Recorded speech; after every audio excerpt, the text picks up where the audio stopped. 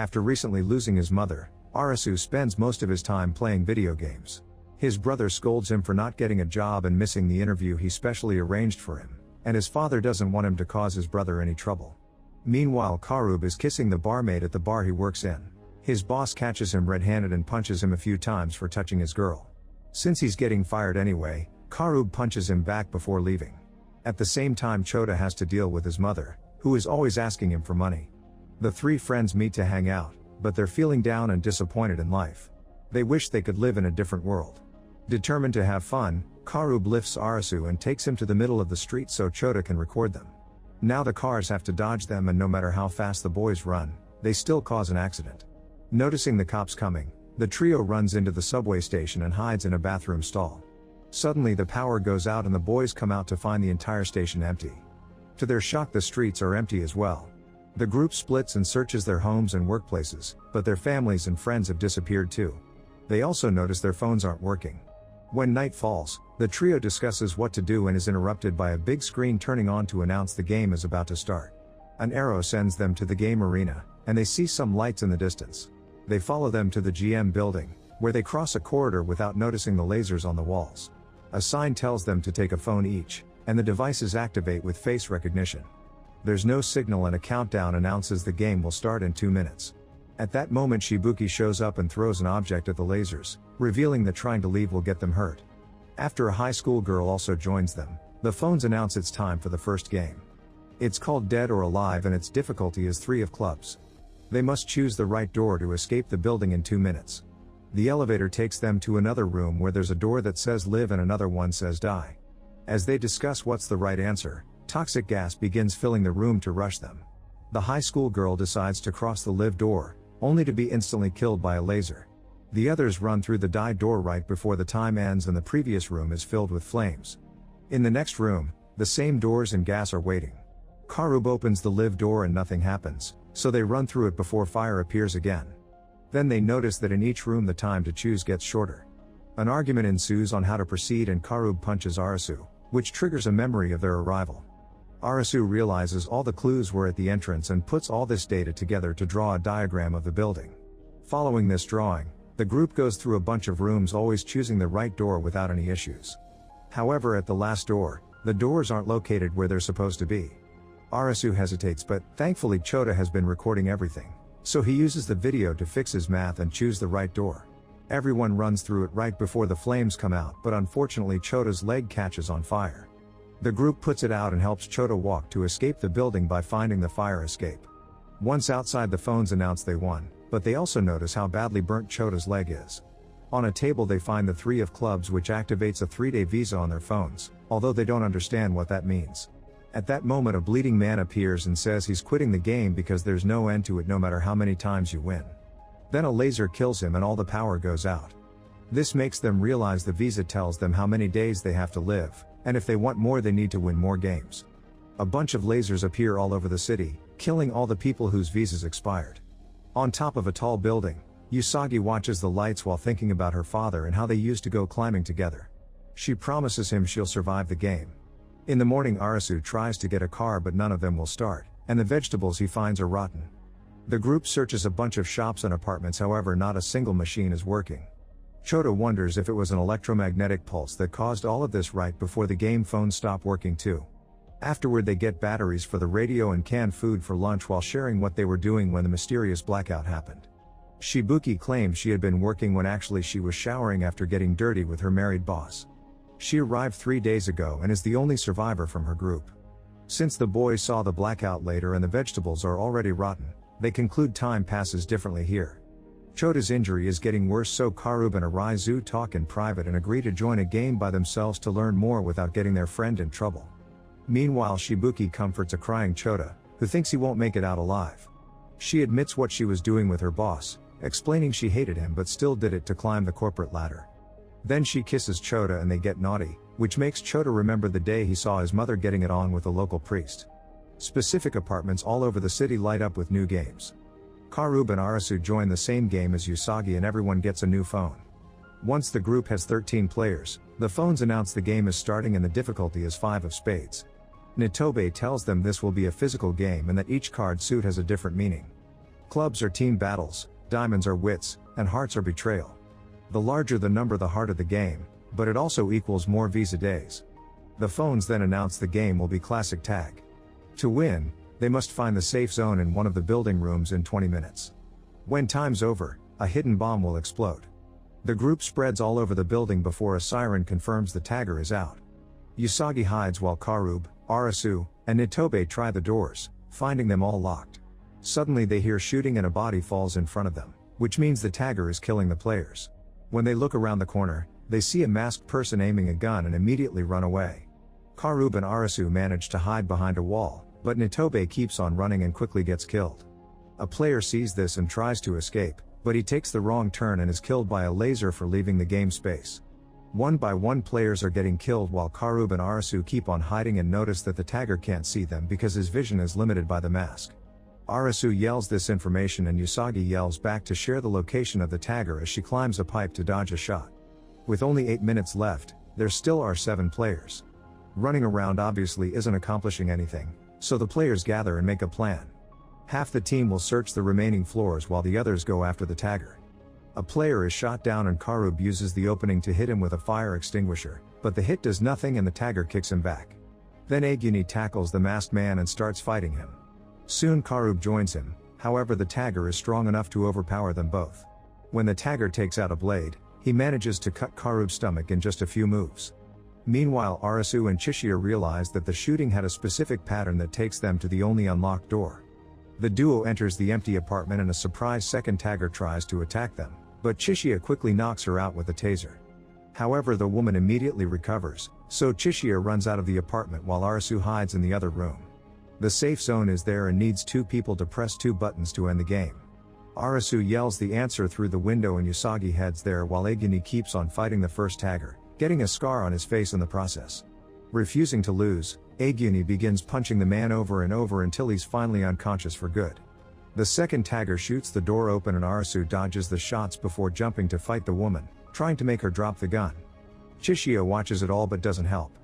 Usagi climbs the walls to change floors and enters the safe zone through the window, then Chishiya throws the taser at her and she uses it to knock out the attacker. Then she and Arisu run to press the buttons with just 1 second left. The phones announce the players won and the collars around the taggers explode, instantly killing them. Karub notices that the tagger's phone says game over, so there were random people forced to play too. Then he hears a noise and finds a radio in the pocket of a dead player. The voice on the radio says the answer is in our hands, return to the beach. Chishiya checks the pockets of the dead tagger and finds a strange drawing. In the morning Karub and Arisu come back and share the message from the radio. They want to go looking for the beach, but since Shibuki's and Chota's visas expire today, first they need to play another game. Arisu can't stop seeing the dead tagger, feeling guilty for her death. Karub goes to the bar he worked at and retrieves the engagement ring he hid there. In the evening the big screens announce a new game and the group follows the lights to the botanical garden. They find a bunch of tools on a table with a sign that says free to use. There also are 4 phones that tell them to put on special goggles before announcing that the next game is hide and seek and its difficulty is 7 of hearts. One person will be the wolf while the other 3 will be the lambs, who must hide from the wolf. If a lamb is found by the wolf, then that person becomes the next wolf. The game lasts 15 minutes and whoever is the wolf at the end wins while the lambs will be killed by the collars. The game begins and Chota is chosen as the first wolf. He immediately panics and tries to remove the collar, so Arisu stops him because he's afraid breaking the rules will kill him. When Chota looks up at his friend, the wolf is transferred to Arisu. The same happens when he looks at Karub, so Shibuki makes sure to make eye contact with him. Once she has the wolf, she grabs a weapon and runs away to hide. Karub runs after her and when she trips, he jumps on her to fight her and try to make her look at him. Shibuki grabs a rock to hit his wound, however they accidentally make eye contact and he becomes the wolf again. Now he's the one trying to run, so Shibuki grabs him and starts repeatedly hitting his wound with the rock. After Karub manages to kick her off, Arisu shows up and takes the wolf before begging the others to work together. Shibuki refuses and starts chasing after him, but when she's about to attack, Chota tackles her to the ground. Arisu runs again and hides so he can try using the tools to remove the goggles, however he remembers the death of the tagger and stops. Karub is searching for him as he begs him to let him be the wolf, pointing out Arisu became a loser with no future since he dropped out of university. A flashback shows that Arisu's father always insulted him, But Chota and Karub were always there to cheer him up. Sometimes Karub would even make his dates shorter to be with his friends. Crying as he remembers all their time together, Arisu announces that he'll drop out of the game and starts looking for his friends to pass them the wolf, but he can't find them. Chota drags Shibuki into hiding as the main screen reminds everyone that the lambs are supposed to hide. Karub starts talking about their friendship through the goggles and stays hidden as well. Both he and Chota want Arisu to live for them. Arisu keeps on running and finally finds Karub, but it's too late. The time runs out and Chota, Shibuki, and Karub all die when the goggle collars blow up their heads. In the morning, Usagi finds a rabbit in the net she left in the park and kills it to have fresh meat. On her way back, she finds a crestfallen Arisu lying on the street. When she approaches him, he says he'll die too, but she doesn't care and leaves. It's revealed Usagi is hiding in a warehouse with a bunch of survival equipment. After eating her rabbit stew, she goes to the bookstore to get a novel and sees Arisu lying under the rain. A flashback shows that Usagi used to be very close to her father and they went climbing together all the time. One day his father left alone to do a special no-oxygen climb and the media started to harass the family, accusing them of staging the whole thing. To escape the unwanted attention, the man left on another climbing trip and was never seen again. In the present, Arisu wakes up in Usagi's hideout. She shares her food with him, but he doesn't take it because he feels guilty about his friends' deaths and wants to join them. Usagi shares she used to feel that way too, but since she made the effort to cook for him, he should eat anyway. Arisu takes the food but still doesn't move and plans to let his visa expire. When Usagi mentions he helped her during the tag game and that she wants to return the favor, Arisu finally stands up. In the evening, the duo follows the lights that take them to a bus. Inside they find 3 players who have been here for a while and do all the games together because they think teamwork helps them win. Arisu notices that Takuma has a wounded leg. The phones announce the beginning of the game with a difficulty of 4 of clubs. It's called distance and they must endure a trial to reach the goal in 2 hours. The screens say distance 0, so they guess they must move, but the bus is out of gas. Takuma asks the group to leave him and an argument ensues, but in the end Takuma convinces them it's for the best. Usagi, Arisu, and the other 2 men start running and the distance counter on their phones goes up. Eventually they find a replenishment station, but Usagi is suspicious of those bottles and shares her own water instead. Then they keep running until they reach a road full of cars. To their shock, a panther is waiting there and starts chasing after them. One of the guys hides under a car while Arisu blocks the panther with a door. Usagi finds a flare and throws it at the animal so she, Arisu, and the other guy can keep running. Unfortunately, the panther jumps on the last guy and begins devouring him. The group soon gets tired and doesn't know if they'll make it.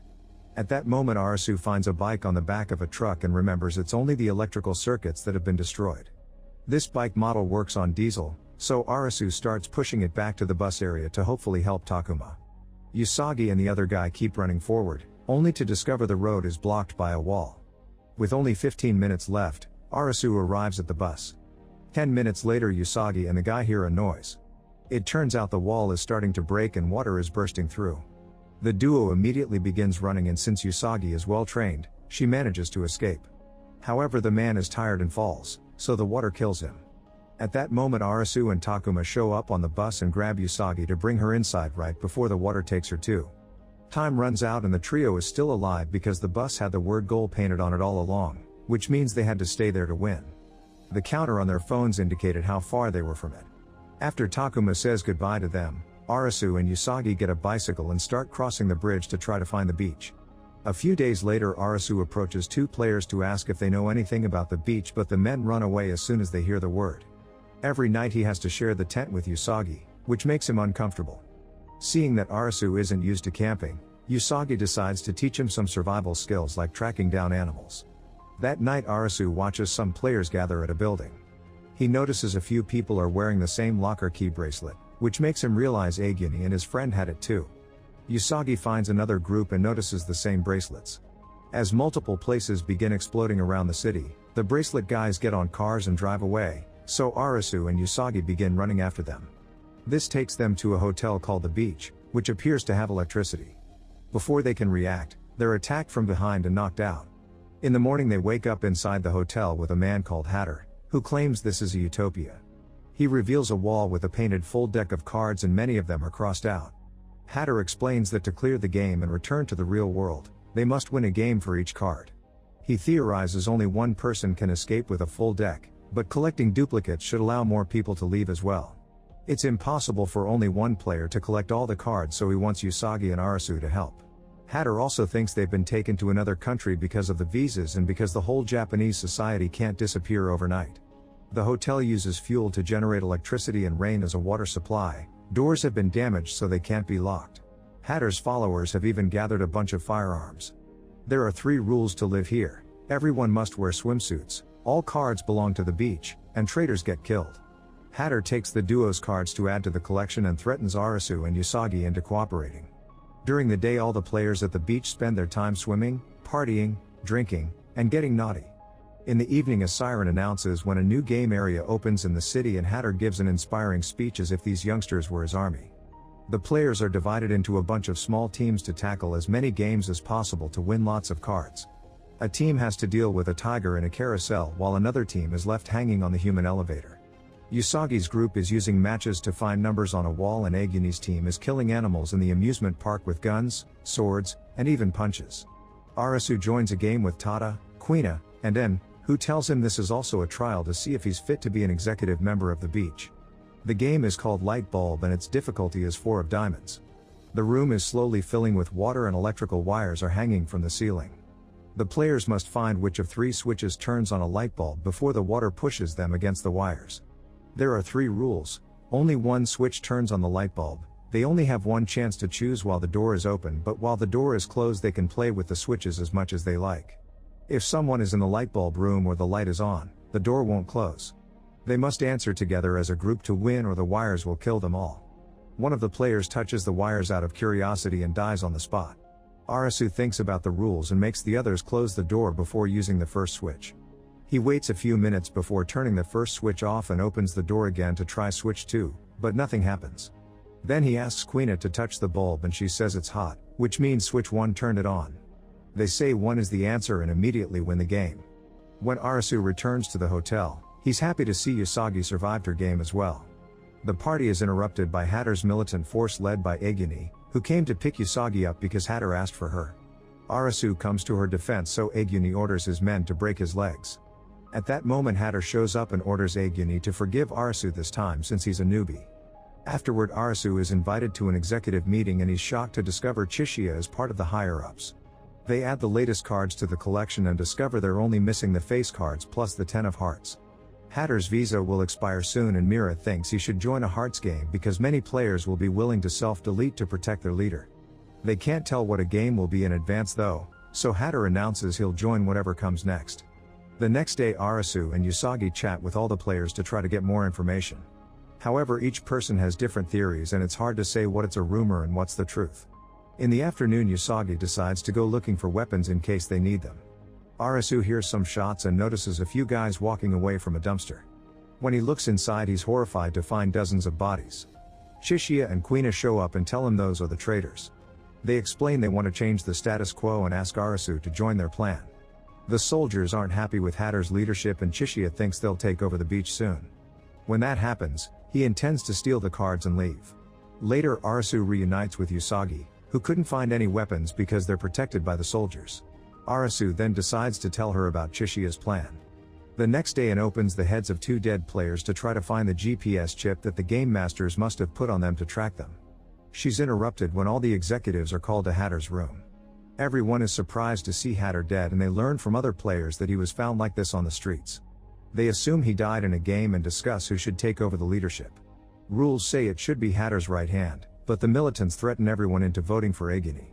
Soldier Naragi even punches Hatter's dead face for fun. Now Aguni can open the black envelope that contains the password to the safe with the cards. Once he memorizes it, he seals the envelope again with the leader's ring.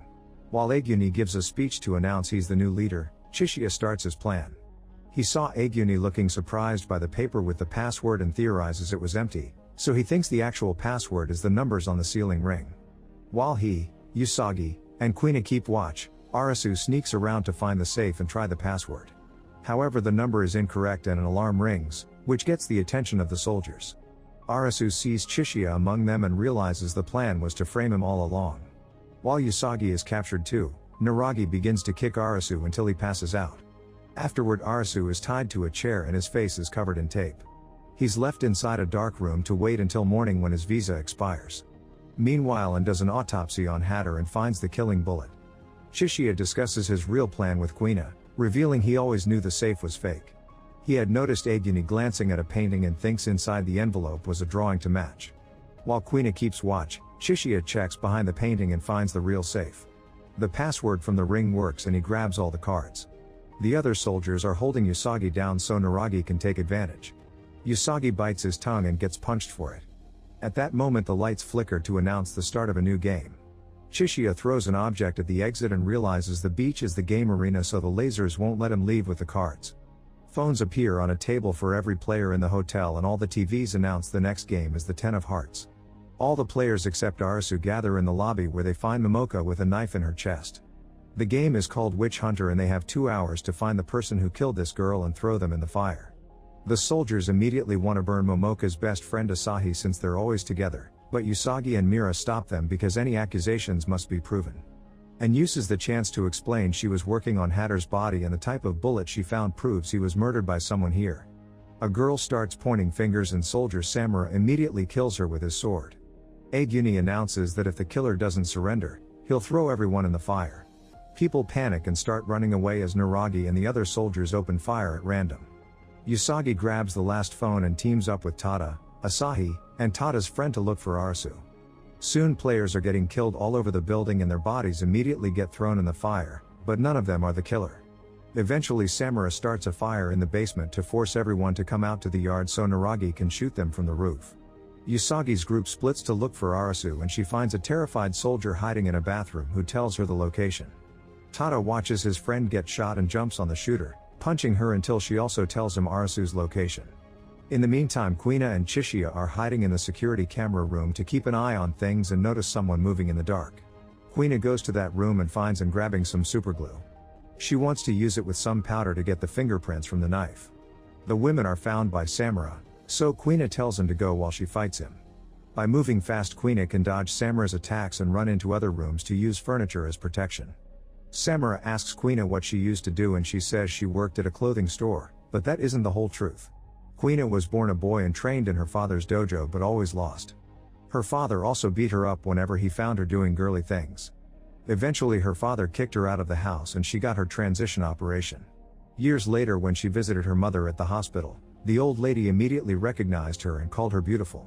In contrast, Samura was a failed writer who shaved his head and got all his tattoos when he entered the game as a way to start a new life. Their fight continues and Samura manages to land a cut on Quina's arm. However, Quina reacts quickly and disarms him before bringing him down with a kick. This breaks some glass and Samura starts throwing the shards all over the floor to make it hard for Quina to move since she's barefoot. He retrieves his sword and attacks again, but Quina concentrates and brings him down again before killing him with a well-landed punch to the head. The smoke is slowly filling the hotel and people gather in the corridors to get out, making it easier for soldiers to kill them. Naragi keeps on shooting the people who come out while remembering his high school days. Other boys used to beat him up and mock him, so his trauma has made him a violent man. Chishia suddenly appears behind him and says one of the executives must be the killer. He throws all the cards in the air and when Naragi gets distracted, Chishia uses a makeshift flamethrower to burn him down. In the lobby, An takes the knife from Momoka's body. Outside, the soldiers keep burning bodies while Aguni remembers his friendship with Hatter before they were brought here. Meanwhile, Arisu falls in the chair and thinks the smoke will kill him. He starts remembering his best moments with his friends and reminds himself he must survive for them. By rubbing his face against the carpet, he manages to take the tape off his mouth and he can breathe properly again. Then he starts screaming and is heard by Usagi and the others, but the door is locked. At that moment more soldiers show up and open fire, so Tada and Asahi bring them down by hitting them with random objects. Usagi climbs out a bedroom window and reaches the neighboring room, breaking through the glass to finally find Arisu. She takes him out of the room and they reunite with Asahi and Tada.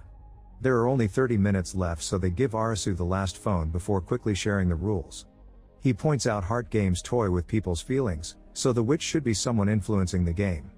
Arisu then realizes the game masters must have watched the beach all along and waited for Hatter's death to start this game, which means only one person can be the killer. At the same time, Anne finishes her experiment with the knife and discovers who the killer is, but she's found by the soldiers and knocked out. A flashback then shows Momoka and Asahi recording themselves in the empty streets of the city. It had been 5 days since everyone disappeared and they decided to keep a record of everything. They mentioned meeting certain person before they were brought to a special place where they started to work. The flashback ended when Momoka descended into the subway station, which was so dark that Asahi lost her. In the present, Aguni and his soldiers gather the remaining survivors in the lobby to kill them all. Arisu interrupts them and asks for help catching the killer, so Aguni begins beating him up. Usagi cuts in saying this means Aguni must be the killer, and Aguni admits it's true. He asks the soldiers to shoot, but Arisu stops them because he thinks Aguni is lying. Arisu always thought it was strange that the soldiers didn't take over the beach before since they had all the weapons, so he concludes Aguni and Hatter worked together all along.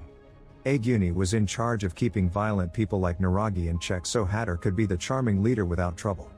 However, Hatter slowly became crazy with power and killed a bunch of players who were hiding cards. This inspired him to create the rule that sentences traitors to death, which Aguni hated. After Hatter's last game, Aguni approached him to ask him to put an end to the beach and Hatter got so angry he tried to shoot him, but Aguni shot first in self-defense and killed his best friend. In the present, Aguni keeps beating Arisu up until he hears him say he killed his best friends too. The players realize Aguni wanted to kill everyone regardless of the game because he wanted revenge for Hatter, who was driven crazy by his followers' adoration. Arisu concludes that Momoka is the killer and she's self-deleted, but Aguni kicks him down and insists he did it. A fight ensues as Aguni tries to keep killing people, intending to bring everyone down with him. It turns out he's feeling guilty because Hatter's gun hadn't been loaded. Asahi tells Usagi and Arisu she'll create a distraction so they can burn Momoka. Suddenly Asahi announces she's the game dealer, and a laser shoots her in the head to kill her. At that moment Quina brings in, who confirms Momoka did it to herself. While Usagi concludes someone must have been controlling the girls, Arisu finally convinces Aguni to stop the killing. Unfortunately, the fire from the basement finally reaches the lobby and when the crowd tries to grab Momoka, they're stopped by a severely burnt Naragi opening fire. He throws a torch to make the flames spread faster and continues to shoot at the crowd, causing everyone to run in panic. Usagi and Arisu jump on him to stop him, but Naragi quickly throws them off. When he's about to shoot them, Aguni cuts in to act as a shield and picks up Naragi before jumping off the balcony. Both men fall into the fire and die. The crowd's shock is interrupted by the phones reminding them there are 3 minutes left. While everyone carries Momoka to the pyre outside, Arisu notices that Asahi's phone is still recording. As Momoka burns among the flames, the phones announce the game is over and the survivors won. Since everyone is distracted, Chishiya uses the chance to take the 10 of hearts. The next morning Usagi and Arisu watch the video on Momoka's phone. It turns out Momoka and Asahi were dealers, which means they set up games or joined them to act as taggers or disruptors. However, they were monitored just like normal players and revealing their identities equaled death. In the subway station, a secret door took them to the game lair, which was a very advanced structure. Inside, people were watching the games on big screens while laughing and betting on the winners.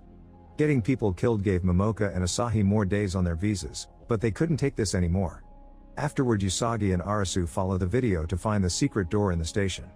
When they find the secret room, they discover every person is already dead. At that moment, Chishiya and Quina come out of the shadows and reveal they found this place after following the drawing from the tagger's pocket, which was a map. However, they didn't kill all the people here and still don't know who the game master is. Judging by the wounds, Chishiya guesses these people were killed after they burned Momoka. Suddenly the screens are turned on to announce a special broadcast. Mira congratulates them for finding all the number cards and begins playing clips of every game death so far. Then she announces that tomorrow new games will begin to get the face cards. Blimps appear all over the city. Make sure to subscribe and turn on notifications so you can watch more videos like this. Thanks for watching.